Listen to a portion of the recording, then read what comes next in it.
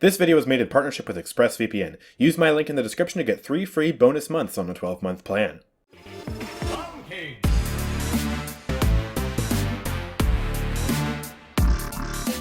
Hey, what's going on, guys? This is AndrewChicken, and welcome back to another video. Today, we are on the Paladins public test server where we are checking out quite possibly the most interesting and the most unique champion this game has ever released, Yagorath. She is the new frontline champion in Paladins, and honestly, I am super duper impressed. She's a very just fascinating character, honestly. So we're going to be diving into her today, checking out her kit, checking out her talents and her cards, all that sort of stuff, and also giving my feedback on like what's going to counter her, what is she going to work well with, how is she going to interact with different champions, you know, stuff like that, and hopefully clearing up some of those interactions today. And also later today I'll be releasing some highlights from my stream last night, and I'll also be streaming today as well on my Twitch, so go follow me over there, follow me on YouTube, because I'm going to be making so much PTS content over the next few days. There's a lot to check out, a lot I'm excited for, and yeah, I'm going to be playing tons of Yagorath. She is such a crazy champion. So first of all, let's talk talents. So she has 3 different talents when you go ahead and, you know, start off here. So she has Corrosive Acid, which will augment her acid. It's basically a damage buff to her acid, and it'll also increase the movement speed of allies within her acid pools by 20%. We'll get into that later. Basically, she creates acid pools when she shoots. It's really freaking cool. Her second talent is Sight Begets Strength, so this is when she uses her Reveal ability, which, again, we'll get into later. But when she uses her Reveal, allies within range will get a 100 health stackable shield, so 500 health total if they're within range of the shield for all 5 pulses, and it'll also increase their movement speed by 15% for 4 seconds. So it's a really interesting sort of support talent. And then her final talent is basically her point tank talent. So she's going to heal for 25 every 0.25 seconds while on the objective, and for 1 second after leaving it. And it'll also increase the longer you maintain the heal, up to 65 every 0.25 seconds, which is roughly math on the screen. I don't feel like doing it mentally right now, but hey, that's what video editing is for. So you can see it on the screen. I'm pretty sure it's a little bit more than a Genos heal. I don't know, I kind of use my Genos heal as baseline for everything, and I think it's slightly higher than that, if I recall correctly. I don't know. I might look like an idiot in editing, but anyways, let's go ahead and I guess let's just grab Corrosive Acid to start off with. We're going to worry about my test builds later when we go over cards, but let's check out her kit. So, what do we have here? This is Yagorath's Maw. This is what you see as her weapon. You're inside of her mouth. You can see drool dripping down the sides of the screen. You can see her jagged teeth. Oh, it's a crazy sight. What a crazy champion. And yeah, one very interesting thing you'll notice by Yagorath right away is that is the sound of me spamming my movement keys. She cannot move whatsoever in this stance. She cannot strafe, she cannot move, she is a sitting target, and a massive one at that. If we just go ahead and toggle client 3P, look at her. She is huge. She is huge. She is the biggest champion in the game by far. I'm pretty sure she's twice as big as Rom, or something close to that. She's ginormous. So you might be wondering, how the heck does she get around? Well, let's go ahead and toggle third person again. There we go. And you can see, basically, she has a stance switch. So when you stance switch by pressing her F ability, you roll out. She becomes sort of Sonic the Hedgehog, Droideka from Star Wars hybrid combination. She rolls around like a wheel. It's not your typical character movement where, you know, you can strafe A and D. She behaves more like a wheel that's constantly going forward or backwards, depending on which key you press, and then A and D help her to sort of swivel, but not really strafe. So, yeah, very interesting mobility. She shrinks down a little bit. She's not as tall when she's moving, and that's how she kind of fits through doors. But yeah, if we just undo this, then look, they're so tiny. They're so freaking tiny. I like, it's like I'm a freaking person taller than Fernando. And if we toggle client third person again, you can really start to see how much taller she is compared to Fernando. She's like literally 2 times as tall as Fernando when you count the horns. It's nuts. It's massive. And like compared to Ying or Mochi or something like that, like she could probably step on them and they die, honestly. But yeah, let's go back in first person and check out her other abilities. So, left click. This is her primary fire. Who could have thought?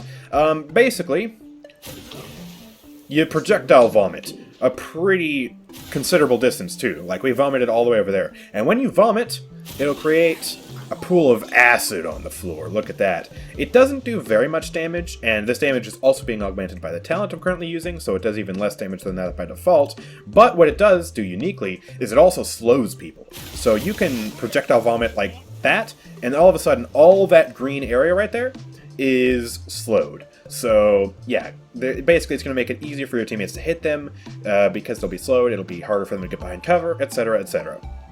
Anyways, her next ability is her right-click, which is Shoot, which is a really interesting thing. Basically, it shoots a piercing needle through these guys, which then explodes a little bit of time, like a second after it hits terrain. So the explosion doesn't do very much damage. You kind of just use it in conjunction with your primary fire. And what really makes it special is if you hit someone while they're standing in an acid pool, so let's go ahead and put that on Victor, and then you right-click them. Look at that. You see that X? That X means that they get, basically, they take increased damage from every single one of my teammates. So, like, say I have, I don't know, say I have Shaolin standing right there, right? I buff him up. He's going to do like 1,150 damage on an arrow now. I forget the exact damage buff, but I'll have that on the screen too. Video editing, you've already seen it by now, but yeah, basically she has an inbuilt damage buff. Now, she isn't the first champion to do this. Of course, Drogo's had it long before this Fire Spit. You could spit on somebody, get 25% increased damage on them from across your teammates. This isn't quite as powerful of a damage buff, but it does last, I think, a little bit longer, and it is much, much easier to apply. I mean, you can do that. Boom. Now both of them have been applied. We put a pull down there, right-click you. They're all taking increased damage. Do that. Well, we just straight up killed Ying there. Fernando's taking bonus damage, and you can already see the bonus damage on her acid when we hit him. She's really crazy when it comes to damage. I mean, she really isn't messing around. Look at that. Look at that DPS. That is absurd. We hit him with the extra damage, all of a sudden he's taking a lot more damage. And you'll also notice that she doesn't really have an ammo count. She just sort of has like a resource meter, similar to Fernando or Grox, except instead of reloading it when it gets low, it just kind of takes time to recharge. Sort of like Terminus Siphon. So if we just spam out left click, we have about enough ammo to kill Ying. And then, yeah, those acid pools themselves almost killed Victor there. I mean, we spit him in a little bit more, he's gone.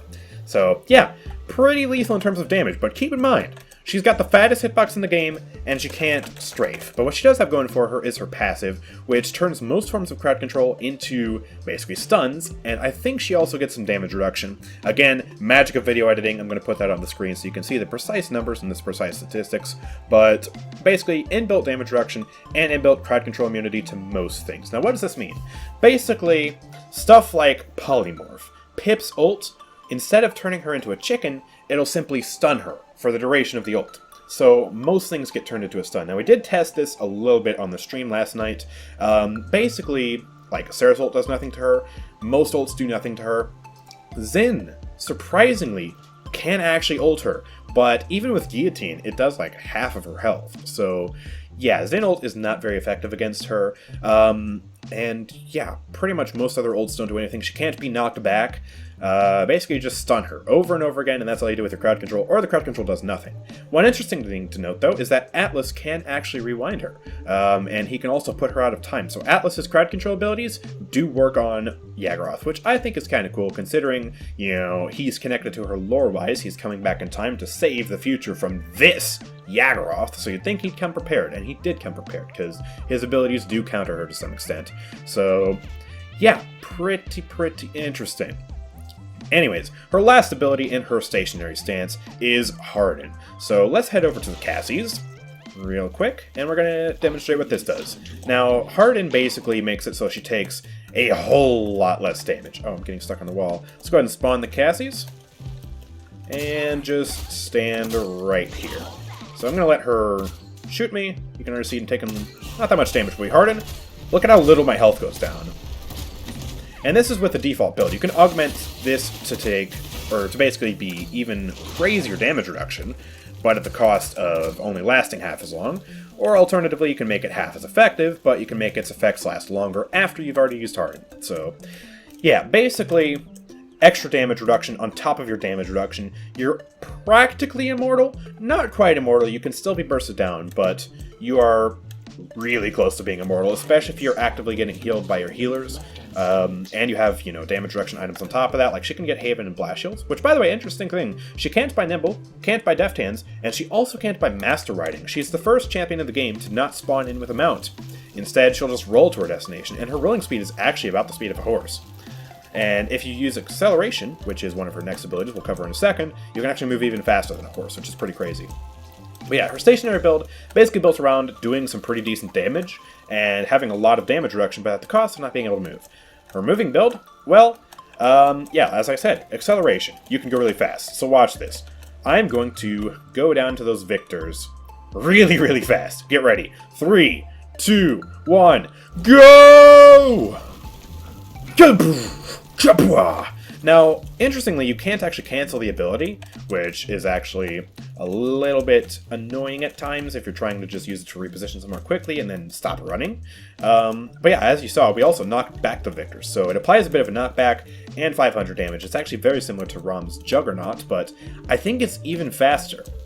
So yeah, you can get to point really, really fast. You can actually get to point faster than any other champion, especially at the start of the game when no one has Master Riding. So she will almost always be the first to point if you decide to use her Accelerant, and if not, then you'll just arrive to point as fast as everybody else, honestly. But anyways, her next abilities, while using this stance, the roly-poly stance, is she basically splats out acid pools, 5 acid pools. So as you're traveling, press left click,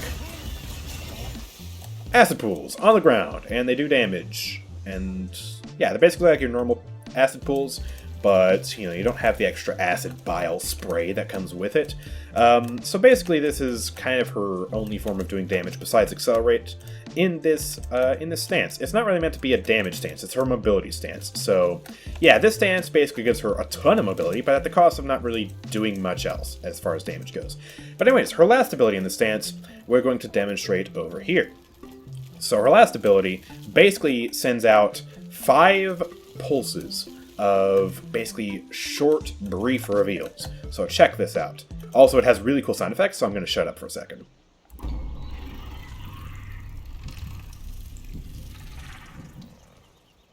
It's like an infested, heartbeat, scary boss monster hunting you down sound effects. It's so crazy.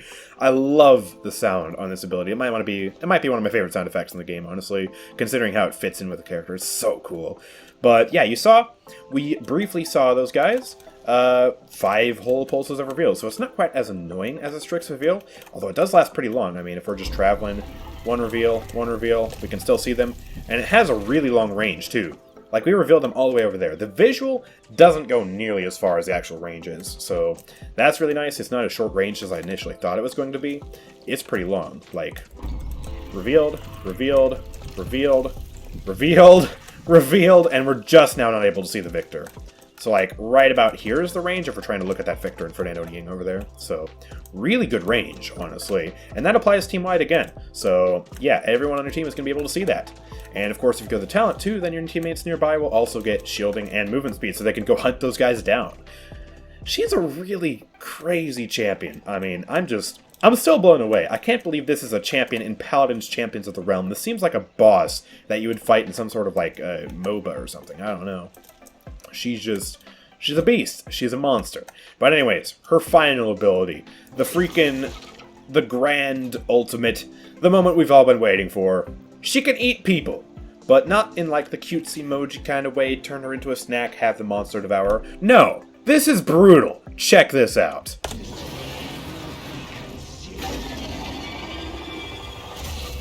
in a row. What is that? What is that? So basically, how this ult works is you target an enemy. It's sort of auto-aimed, but you still have to, like, lock onto them for a second or so before you can use it. And you can actually dry fire it. So if we get another one, just pop in here real quick. Also, another thing, you can only use it in your stationary stance. But yeah, if we just fire that at the wall, you'll see it wastes it, and we get 50% refunded. So, yeah, you can dry fire it. You don't want to dry fire it. But yeah, basically, what it does is you start to pull an enemy close to you. They can't use any of their abilities except for their primary fire. So they can shoot at you, but they can't run away. They can't even look away. It's terrifying being ulted by it, honestly. And yeah, they're pulled in, and while they're being pulled in, Yagorath switches to a second health pool entirely. It has, I think, 4,000 health by default, and basically, the enemy team has to burst down that 4,000 health before, their teammate gets eaten. So it's kind of like a timer sort of thing, where you have to pump 4,000 damage into Yagorath, or else she's eating one of your teammates. And yeah, if they don't burst down the 4,000 health successfully, the teammate gets eaten, but if they do burst down the 4,000 health successfully, Yagorath doesn't die. Instead, she plays a long, agonizing animation of basically failing her ult, and she switches back to her main health pool of 6,500 health. And while she's doing that animation, she's in that 6,500 health pool, so you can be shot, and she can't really do anything, so it's sort of like a stun. So yeah, you don't want to fail your ult as Yagorath, but what's really interesting about it is it actually counters Drogo's ult. So, think about it. She switches to a second health pool entirely. So, if she hears Drogo's ult winding up, then she can just latch onto Fernando like this, take the Drogo's blow, not necessarily eat Fernando ult, but still get 50% of her ult refunded, and she just switches back to her 6,500 health pool as if nothing happened, and she didn't just get punched by a dragon that normally one-shots everything in the game. So, yeah, pretty crazy. And also, another way to counter Drogo's ult is literally just accelerate. This is faster than a Drogo's ult. This is way faster than a Drogo's ult. Like, Rom can outrun Drogo's ult. This is faster than Rom. So, yeah, she has two ways to counter Drogo's ult. So, you'd think at first, oh, yes, Drogo's punch. He can totally just completely screw up Yagorath. Not necessarily. A good Yagorath will be able to just outrun Drogo's ult. So you're going to have to, point blank Drogo's ult her before she even gets a chance to do anything. Which is kind of hard, honestly.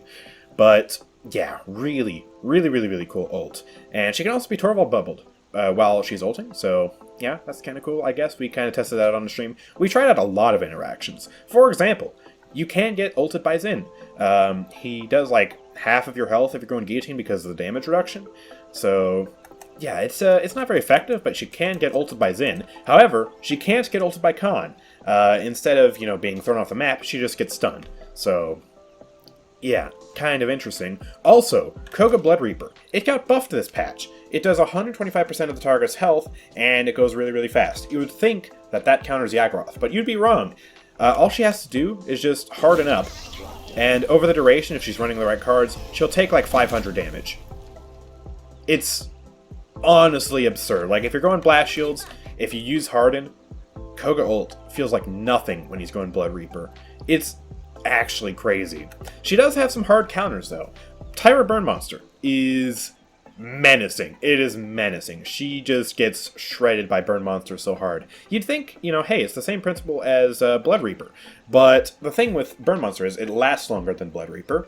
So after she uses Harden, she still kind of is sitting in that fire. And she also can't accelerate away from the fire once she stand switches. She can still stand switch while she's in the fire and crippled, but she can't use Accelerate, so it's going to be really, really hard for her to escape the fire. And at the end of the day, even if she uses Harden, she's still going to take roughly 3,000 to 4,000 damage if she bays in it the entire duration.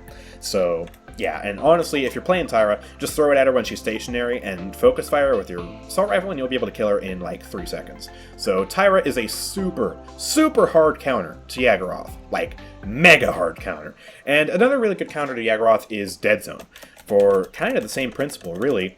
I mean, she's stationary. She can't move unless she switches stance. So she's staying here, being beefy, dealing loads of damage. You put Dead Zone on her, and all of a sudden she can't heal, and she can't escape it unless she has switches stance and spends a few seconds getting out of it. And all that time, she's getting fired on by the enemy team. So Dead Zone is really good against Yagorath as well, just because, she can't move. She can't escape it nearly as well as other champions. And she's not like Fernando where she can just put up a shield, or he can put up a shield and sort of block it a little bit.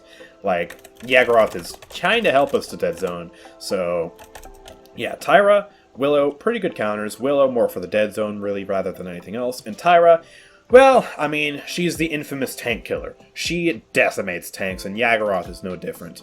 Another one that's interesting, that's sort of almost, you could say, a soft counter, is Cassie. You'd think she'd be a hard counter for the same reason as Tyra. Big game. But we tested it, and, if Yagorath isn't really getting fired on by anyone else other than a Cassie, big game isn't really all that concerning, especially if, you just get hit by the disengage. Oh, she can just do this, and all of a sudden those big game shots are doing like, what, 200 damage a pop? It's really not a lot of damage. So, yeah, big game, it's a soft counter, really, which is interesting. I mean, if you time it right, like after she used her Harden, it can be really effective, but, I mean, for the most part, Tyra's going to be the biggest counter to the Yagorath. So, yeah, remember that when she comes to ranked in like 3 months. If you see Yagorath on the enemy team, Tyra instantly, or you lose. But, yeah, other ways to counter her are just raw executes. Executes do basically full health damage. They don't worry about damage reduction at all. So, yeah, stuff like Lex ult, Vora ult, I guess Drogo's ult is technically an execute, and Street Justice. Those work on Yagorath. If she gets below a certain threshold, just pop those on her and she's gone, and you save your team a lot of trouble trying to burst her down with all that damage reduction. So, yeah, those are good ways to counter her as well. She can't really be slowed or anything, though, so, like, I don't know, most conventional counters to tanks, like slowing someone, you know, buying Wrecker. Wrecker doesn't counter her at all. That's kind of silly. She doesn't really get countered by Wrecker or Bulldozer, actually. Like, you're going to need a lot of Cauterize to kill her, but yeah, these two don't really counter her as well, which is interesting. In fact, I think the only tank who kind of shares that aspect is Rom. You know, Rom doesn't really get countered by any of those either. He just gets countered by Cauterize. So, yeah, she's another juggernaut. I cannot wait to try and duel Rom with her. That's gonna be one for the ages. But, yeah, as far as items go on this champion, by the way, what I found in my initial playing is that you really just want to stack up damage reduction. Damage reduction on top of damage reduction can't really go wrong. Yeah, there's some diminishing returns in there, but ultimately, you're the fattest target in the game and you're stationary. So, as much damage as you can mitigate as possible is going to be really helpful.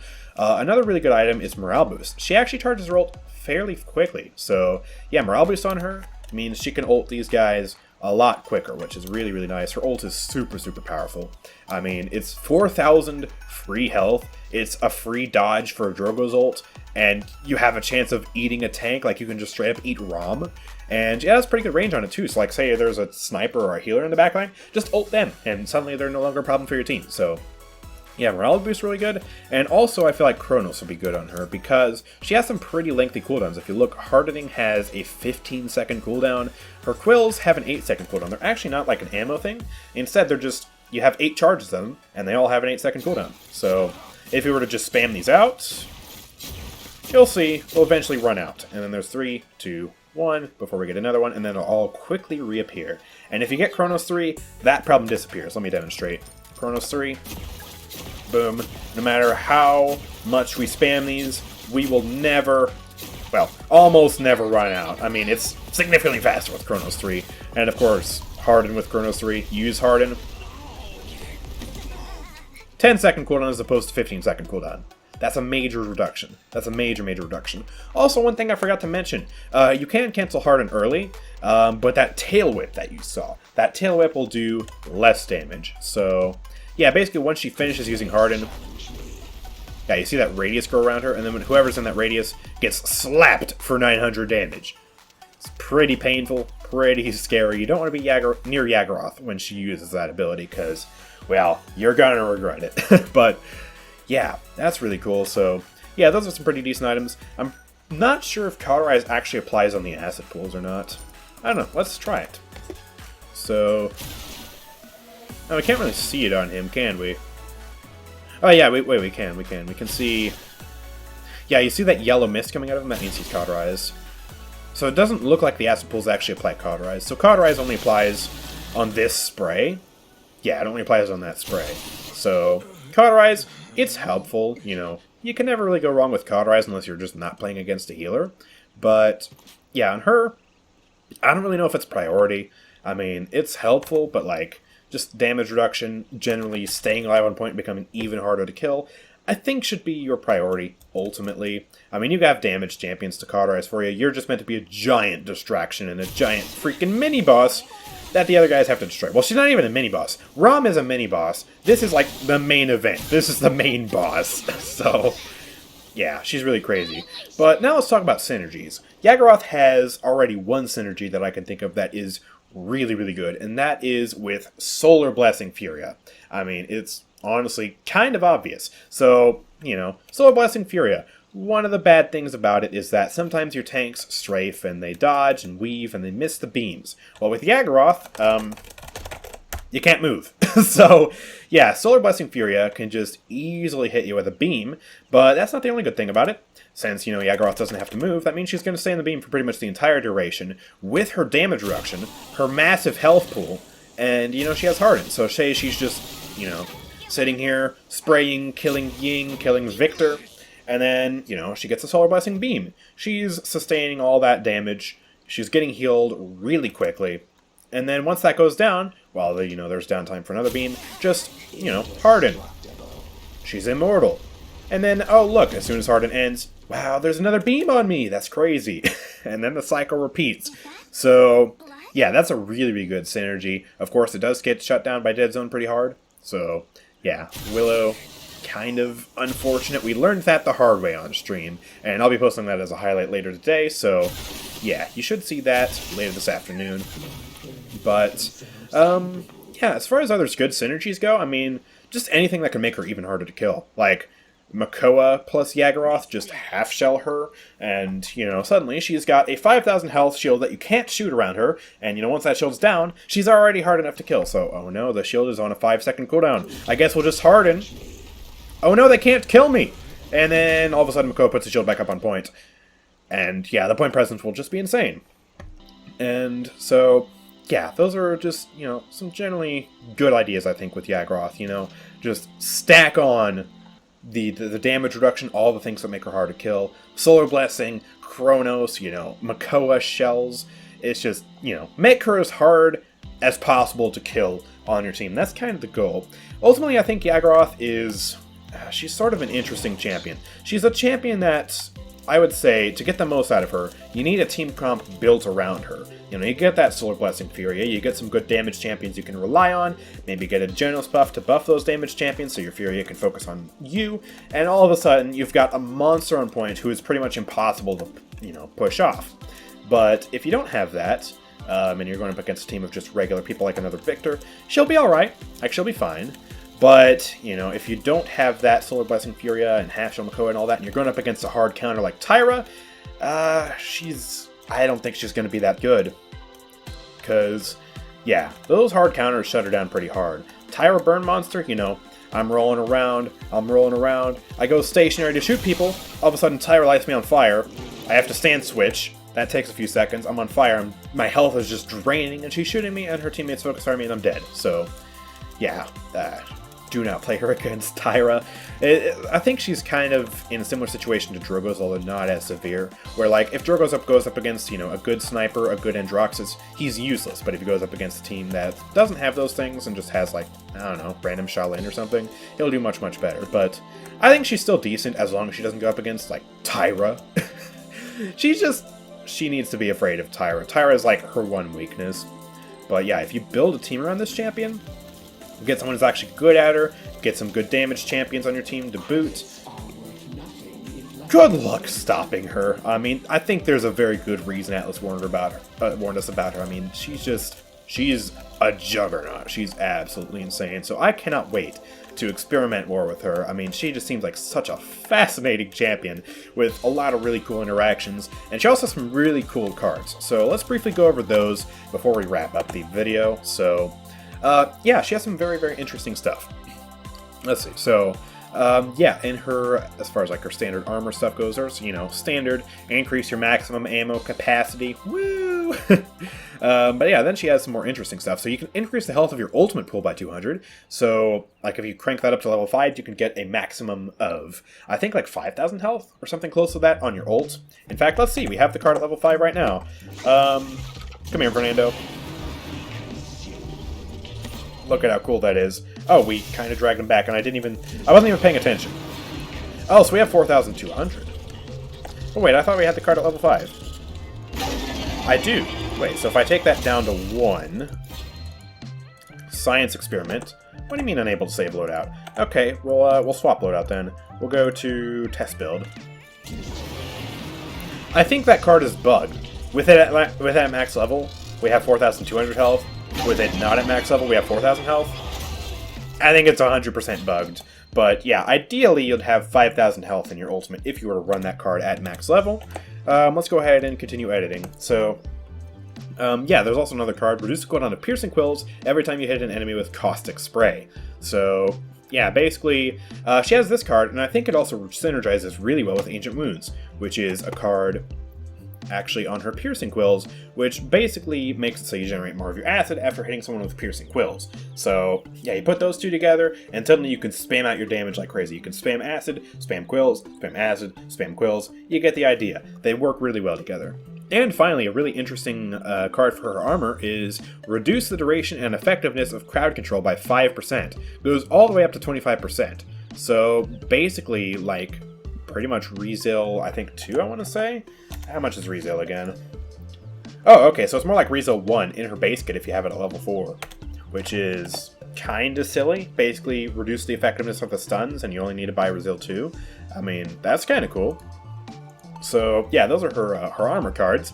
Then, of course, we already went over Ancient Wounds, but also, you can reduce the cooldown of Hardening after hitting an enemy with Piercing Quills, which seems pretty good, honestly. You got 8 charges of that, and you can max out the card at, I think, 1.5 seconds if math serves correctly. So, yeah, this could be a really good card to run. And then also she has some acceleration cards. Increase the duration of the vulnerability applied by hitting an enemy after affected by acid pools by... English! I know how to read. Basically, increase the duration of the vulnerability phase, the whole damage, I guess, amplifier, whatever. Basically, when your team does more damage to the enemy after you hit them with Piercing Quills, when they're in an acid pool, that will last longer. Really convoluted, kind of a tongue twister, sort of hard to speak description, but I mean, that could be helpful if you want to be, I guess, more of a support to Yagorath. And also, heal for 50 after hitting enemy with Piercing Quills. Wait, does she not actually have an acceleration card? Why would you put acceleration in parentheses if there's, like, none of these apply to acceleration? Whatever. Good job, Evil Mojo. Form swap. So she has some interesting cards here. Gain 10% lifesteal per tier with Caustic Spray for 3 seconds after swapping into Planted form. This is basically Ash's lifesteal card, but kind of toned down a little bit. It only lasts for 3 seconds after you go into Planted, but this could be really good if you need a quick burst of healing, because she does, like, I think close to 480 DPS, if I recall correctly. Again, math on screen, but I mean, yeah, that's a pretty good lifesteal. I mean, you crank that up to 5, half of that for healing. I mean, that's not the worst thing in the world. It's better than a Genos heal, so hey, that's good.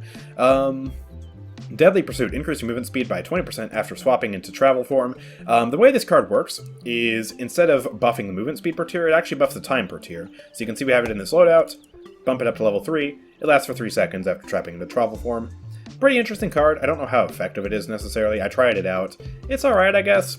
Yes, you can also get a shield after trapping into travel form. Honestly, I think it's kind of a useless card. And this one. This is interesting. Reduce your acid consumption by 90%. For up to, I think, quick math, 2 seconds after swapping into Planted form. Let's see, pop that in there. Yeah, 2 seconds after swapping into Planted form. So, yeah, this is really interesting. Let's try this out. Let's just go spit on the Ying. Pretty efficient for a few seconds, and it gives us that extra little boost of acid needed, so we can pretty much almost kill Victor. Almost. There we go, tap him a little bit. Again, it's an interesting card and concept. I don't know how strong it is necessarily, given that you do have a little bit of an animation, so, like, between swapping stances. So, like, in actuality, I only think of getting, like, a second or so of that time before, you know, the card just expires. But still, interesting nonetheless. And finally, her Hardening cards. These are kind of fascinating, these first two. End of an Era. Increase the efficacy of Hardening by 20%, but reduce its duration by 10%, and both of these scale. So, let's see, I have a second test build. If we go ahead and swap to my test build number 2, I actually have both of these cards in here. So, yeah, the way this scales is it goes up to 100% increased efficacy, I can speak English, but it reduces its duration by 50%. So, yeah, it's kind of an interesting card, and you can put it in the same loadout as Out of Time, which halves the efficacy of Hardening, but it gives you the benefits for an additional 2.5 seconds after using it. Stacking these cards is weird. Let's just demonstrate it on the Cassies, for example. So, let's go ahead and roll in front of them. Hello. It's so hard to maneuver this thing. Okay, there we go. Do that. Alright, so there's the baseline. We'll go ahead and use Hardening. barely taking any damage, taking not as much damage after, and now we're back to normal damage. So it's kind of interesting stacking these cards. I feel like by themselves, though, like they're pretty decent cards. And of course, you could also stack those with something like this, Dreadful Compact. You know, reduce the cooldown of hardening after hitting enemy with piercing quills by almost a second. And yeah, all of a sudden you've got hardening spam with really interesting properties with these two cards. So yeah, there's that, and then her last two cards, heal if you do not cancel hardening before it ends, for up to 500, which is kind of interesting. I don't figure this will be like the central focus of a build or anything like that. And then also Violent Birth. Reduce the cooldown of acceleration after, or rather by 0.8 seconds after activating hardening. This can go up to 4 seconds, which is kinda silly. I mean, this seems like a really, really good card. It does have an internal cooldown of 8 seconds, so you do have to keep that in mind, but I feel like this card is actually really useful, because I was playing Yagorath a few times, and yeah, whenever I used my hardening, I was like, oh crap, I gotta get out of here, like, pronto. But I had already used my acceleration to get in there, and by the time my hardening was done, my acceleration was on like a 3 or 2 second cooldown. So having that extra cooldown reduction immediately after using your hardening seems like a really good idea, honestly, because you can switch stances. Like, let's switch there, use my hardening, boom, there we go, and then immediately switch stance and we can use acceleration to kind of jumpstart us and get us out of a hot zone really, really fast. So, seems like a good idea. Seems like a good idea to run that card. I mean, it does have a really long cooldown, too. Like, I think it's 15 seconds or something like that. 20 seconds, maybe? I don't know. It doesn't really say here, but yeah, ultimately, I think that's a really good card. So yeah, she has a lot of interesting cards. She has a fascinating base kit, a lot of really cool interactions, pretty cool passive. She's a juggernaut, she's a boss, and I love her. She's a fantastic champion. I'm having so much fun with her. I can't wait to keep trying her out on the PTS. Gonna be streaming, gonna be making more videos, so make sure you follow me on YouTube and Twitch. But yeah, that's pretty much gonna be the end of the video. So if you guys have enjoyed, then make sure to drop a like, subscribe, and turn on notifications so you never miss an upload from me. Also, make sure to join my Discord server linked in the description to pick up tips, leave suggestions, and become a part of our active community. Also, huge shout out to the members of the channel for helping to make everything possible. I really appreciate all your support. And if you want to become a member today to unlock some cool new emojis and an exclusive role in the Discord server, then just click the join button right next to the subscribe button. Anyways, I will see you all next time. Peace out.